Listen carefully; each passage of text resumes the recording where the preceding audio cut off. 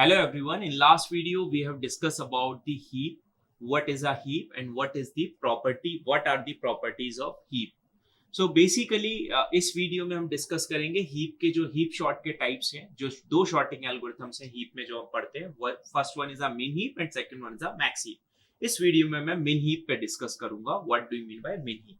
देखिए last video में जो हमने डिस्कस किया था उसको मैं एक बार रिकॉल करा दूं आपको. कोई भी हीप शॉर्ट बनाए, हम मिन हीप बनाए या मैक्स हीप बनाए, तीन चीजें हमें फॉलो करनी है. सबसे पहला ये है कि हमारे पास में जो भी पर्टिकुलर एलिमेंट है उसको करंट लेवल पे फिल करना है, मतलब करंट लेवल कंप्लीट करना है.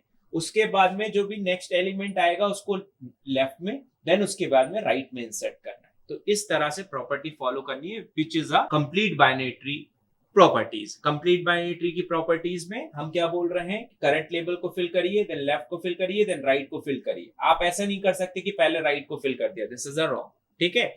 और इस तरह से भी नहीं कि करंट लेवल को आपने फिल नहीं किया और आप आगे उसको इंसर्ट करते गए. तो इस तरह से आप नहीं कर सकते. ठीक. सो मिन हीप के केस में जब भी हम एलिमेंट इंसर्ट करेंगे तो बाइनरी सर्च मतलब कंप्लीट बाइनरी का जो रूल है, प्रॉपर्टी है, उसको हमें फॉलो करना है. ठीक. मिन हीप का क्या मतलब है? मिन हीप का मतलब ये है क्योंकि it is a tree data structure. Basically heap is a tree data structure. तो उसको हम इंप्लीमेंट कर रहे हैं ट्री के थ्रू. जब ट्री के थ्रू इंप्लीमेंट कर रहे हैं तो उसको समझिए कि रूट नोड पर मिन हीप मतलब minimum element in a root node, max heap मतलब maximum element in a root node.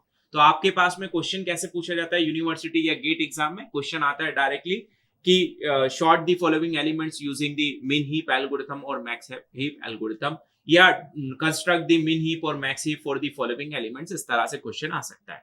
Now let us assume मेरे पास में कुछ एलिमेंट्स हैं, 5 है यहाँ पर 2 है, यहाँ 3 है, यहाँ 1 है, यहाँ 6 है, यहाँ 7 है और यहाँ 12 है और यहाँ पे 8 है. ये एलिमेंट्स हैं और आपसे क्वेश्चन में बोला गया है कि कंस्ट्रक्ट दी मिन हीप. ठीक है. तो देखिए मिन हीप कैसे बनाना. आप लोग स्टेप बाय स्टेप करेंगे आपके यूनिवर्सिटी एग्जाम में. मतलब पहला एलिमेंट है उसको आपको इंसर्ट करना है, तो फर्स्ट एलिमेंट 5 आ गया. मिन हीप के केस में या मैक्स हीप के केस में याद रखिए कि कोई भी बाइनरी सर्च ट्री की प्रॉपर्टी फॉलो नहीं होती. मतलब रूट नोड से छोटा है तो लेफ्ट में, रूट नोड से बड़ा है तो राइट में. ये प्रॉपर्टीज फॉलो नहीं होती. यहाँ बस एक सिंपल सा रूल चलता है, पेरेंट और चाइल्ड में जो रिलेशनशिप है उसको देखना है. पेरेंट जो है मिनिमम होना चाहिए एज कंपेयर टू चाइल्ड मिन हीप में. मैक्स हीप में पेरेंट आपका मैक्सिमम होना चाहिए एज कंपेयर टू चाइल्ड. ठीक है. अब पेरेंट वो रूट नोड भी हो सकता है या वो कोई भी इंटरनल नोड्स भी हो सकता है. ठीक. नाउ 5 को हमने इंसर्ट कर दिया. ठीक है. नाउ उसके बाद में 2 पर आए तो 2 को इंसर्ट कहां करेंगे? लेफ्ट हैंड साइड पे 2 को. अब हमने 2 को जैसे इंसर्ट किया, हम यहां पे चेक करेंगे कि क्या 2 लेस है एज कंपेयर टू 5. यस. यदि लेस है तो there is one algorithm, the algorithm name is heapify. Heapify को आपको कॉल करना पड़ेगा. This is the algorithm. Heapify मतलब it is a process to swap the element, मतलब एक्सचेंज करने के लिए. बट उस पर्टिकुलर मेथड को हम क्या बोल रहे हैं? हिप्पीफाई. तो हिप्पीफाई जब इसको कर देंगे तो 2 मेरा यहां पे आ जाएगा और 5 यहां पे आ जाएगा. ठीक. नाउ नेक्स्ट एलिमेंट इंसर्ट किया हमने. नेक्स्ट एलिमेंट कितना हो गया मेरे पास में? 3. जैसे ही 3 इंसर्ट किया कोई प्रॉब्लम नहीं. देखिए जितने भी चाइल्ड हैं वो रूट नोड से और पेरेंट से छोटे हैं तो कोई प्रॉब्लम. अब चाइल्ड छोटे हैं, वो लेफ्ट में आ जाए राइट में आ जाए, उससे कोई प्रॉब्लम नहीं है. हमें सिर्फ पेरेंट और चाइल्ड को देखना है. पेरेंट हमारा छोटा होना चाहिए मिन हीप के केस में. Now next element is insert 1. जैसे ही मैंने 1 को इंसर्ट किया, अगेन यहां पे प्रॉब्लम हो गई क्योंकि 1 is less as compare to 5. तो यहां पे अगेन आपको क्या कॉल करना पड़ेगा? हिप्पीफाई को कॉल करना पड़ेगा. ठीक है. तो हिप्पीफाई को जैसे ही कॉल किया तो यहां पे स्वेपिंग होगी. 1 यहां आ जाएगा, 5 यहां पे आ जाएगा. अगेन क्योंकि it is a recursive algorithm. ठीक है. रिकर्सिव एल्गोरिथम है और डिवाइड एंड कनकर के अंदर आती है. रिकर्सिव है तो फिर से आपने चाइल्ड को पेरेंट से कंपेयर करना है. फिर से कंपेयर किया तो अगेन हिप्पीफाई. तो यहाँ 1 हो गया, यहाँ पे 5 हो गया. ठीक. इसको मैं फिर से ड्रॉ कर देता हूं. तो ये मेरे पास में फाइनली ट्री क्या बन गई? 1. और यहाँ पे अब मेरे पास में 2 आ गया. यहाँ पर कितना आ गया? 3. और यहाँ पर मेरे पास में आ गया 5. ठीक है. तो यदि आप देखेंगे दिस इज अ परफेक्ट मिन हीप. पेरेंट जो है आपका लेस है एज कंपेयर टू चाइल्ड. ठीक. Now next element insert 6. 6 को इंसर्ट करने से कोई भी प्रॉब्लम नहीं होगी. क्यों? क्योंकि यहाँ पे पेरेंट जो है मेरा लेस है एज कंपेयर टू चाइल्ड. ठीक. 7 को इंसर्ट किया. 7 को इंसर्ट करने से भी कोई प्रॉब्लम नहीं होगी. ठीक है. नाउ 12 को इंसर्ट करने से भी कोई प्रॉब्लम नहीं होगी. ठीक. Now insert 8. जैसे ही 8 को इंसर्ट किया तो अगेन यहां पर मुझे कोई भी प्रॉब्लम नहीं हुई, ठीक है। अब देखिए इस 8 को मुझे लेफ्ट में इंसर्ट करना है, ऐसा नहीं है कि राइट में इंसर्ट करना है।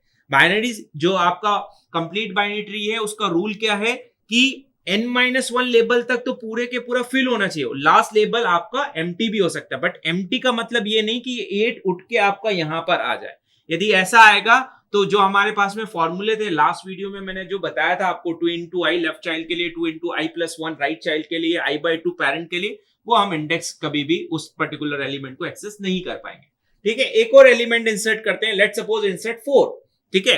तो 4 मेरे को इंसर्ट करना है, तो 4 कहां पे आ जाएगा मेरा, यहां पे। बट दोनों को चेक किया, पेरेंट जो है लेस है तो parent is greater as compare to child, तो यहां पे क्या हो जाएगा, एक्सचेंज हो जाएगा, स्वेपिंग हो जाएगी, ठीक है। और फिर से क्योंकि रिकर्सिव अप्रोच है तो पूरे बार बार आपको यहां पे चेक करते जाना पड़ेगा।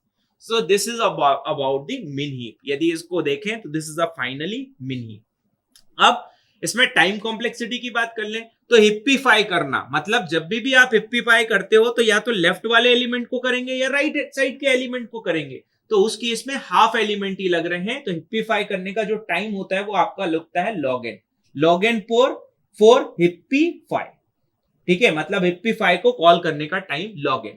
कंस्ट्रक्ट करने का, ठीक है, कंस्ट्रक्ट की बात करूं मतलब आप मिन हीप या मैक्स हीप को बिल्ड कर रहे हैं, ठीक है, बिल्ड मिन हीप और मैक्स हीप, तो time complexity is order of n, मतलब जितने भी एलिमेंट्स हैं उतने सारे एलिमेंट्स आप उसमें इंसर्ट कर रहे हैं, ठीक है।